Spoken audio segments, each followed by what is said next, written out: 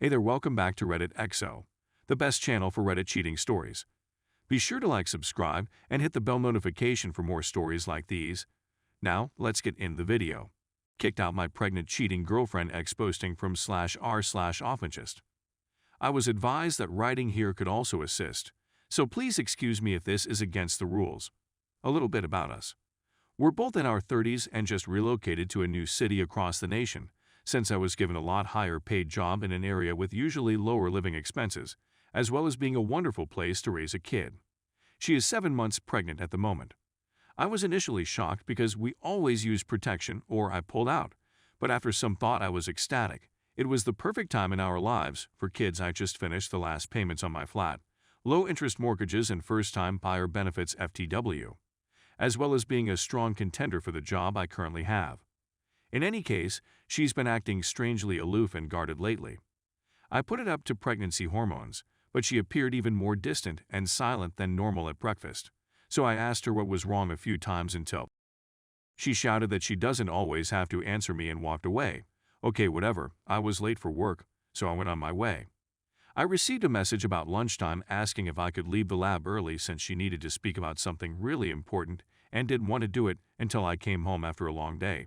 So I wrapped up my job, cleared it with my supervisor, and drove home, picking up some subs for us on the way. To shorten a long tale short, she informed me that while I was working hell week at the lab, she met a man while out with some work buddies on a night out, and one thing led to another, and they ended up sleeping together.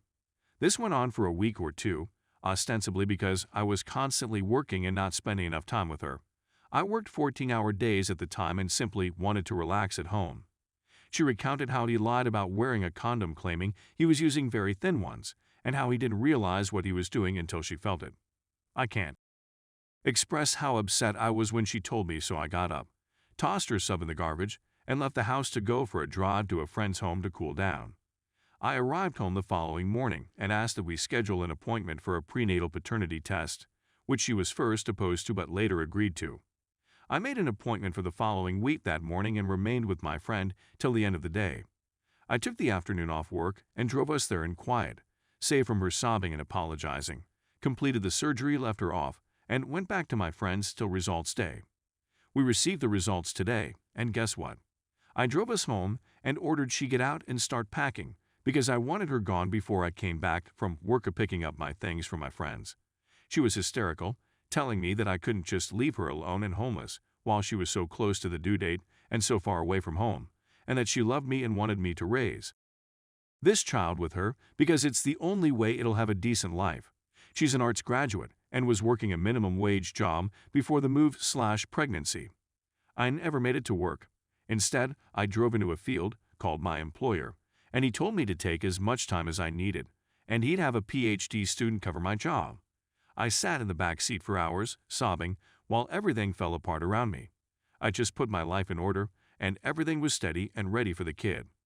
We even completed the design of the baby's room. When I turned on my phone again, I noticed that I had numerous missed calls and voicemails, some from her, some from her family, and a few from my friend begging me to come to his as soon as possible. I called my friend, filled him in, and headed over to his place. And that's what's occurred so far. I haven't gone back to the home because I can't bring myself to do so, knowing that all of my plans for it have died. I'm at a loss on what to do. Reddit, what should I do? I apologize in advance if my meandering wall of text is tough to read. I simply needed to get everything out and have been typing on my iPad. Quick update. I apologize for the delay in responding, but I've been working with a solicitor and her family. I heeded her advice and, after calming down, purchased a one-way coach ticket back home, trains to not go to.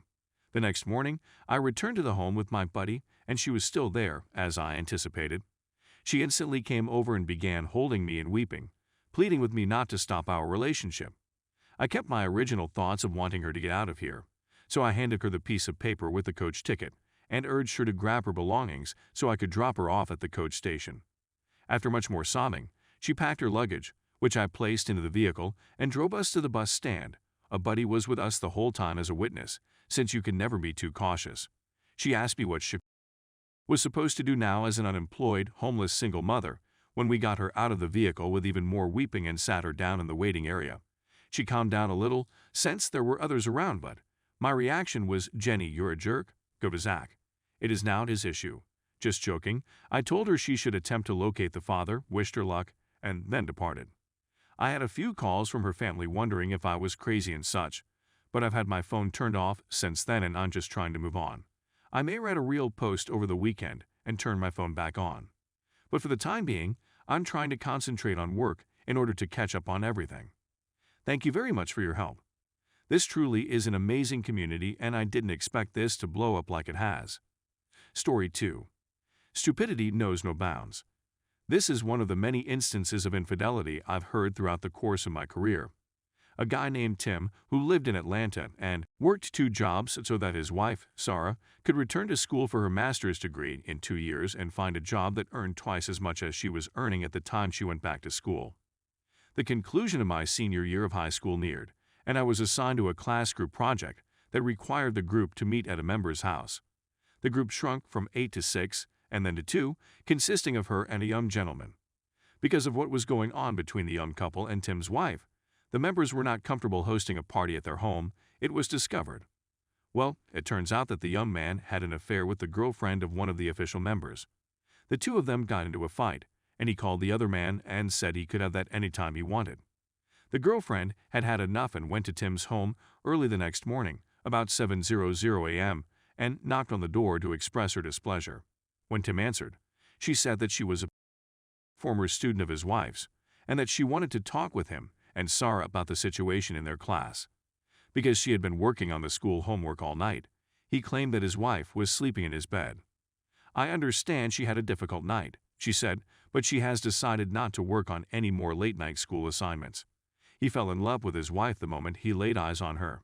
When Sarah saw her, she immediately started pleading with her to remove the duck off her property. So Tim informed her that she needed to go, and the young lady said, "I came here mostly to see you, and I asked that she be there because I didn't want to talk negatively about her behind her back."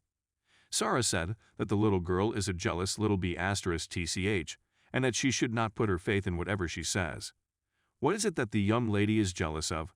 "My grades are better than yours. I'll be working for my mother's company, and I don't have any affairs with other people." "Well, I've got a job waiting for me, as well as a gorgeous spouse," his wife said cheerfully. "Do you cheat on me?" The young guy inquired of the young lady. "How are you doing?" Tim questioned of his wife as he looked her in the eyes. She just screamed at the young lady, referring to her as a jealous little, and demanded that she remove the duck from her residence. The young girl presented him with an envelope containing printouts of messages and photographs that had been exchanged between Sarah and the young gentleman.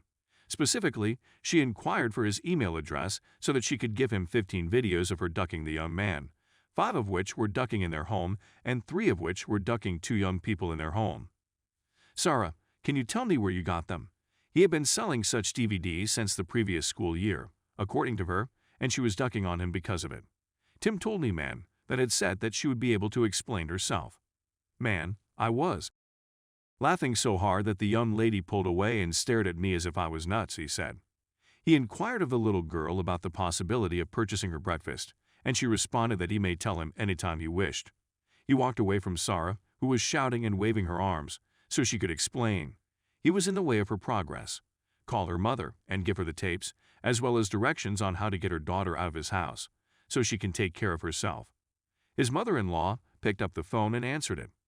Sarah was taken to the hospital after attempting to commit suicide. He expressed his dissatisfaction with her and said that he intends to file for divorce.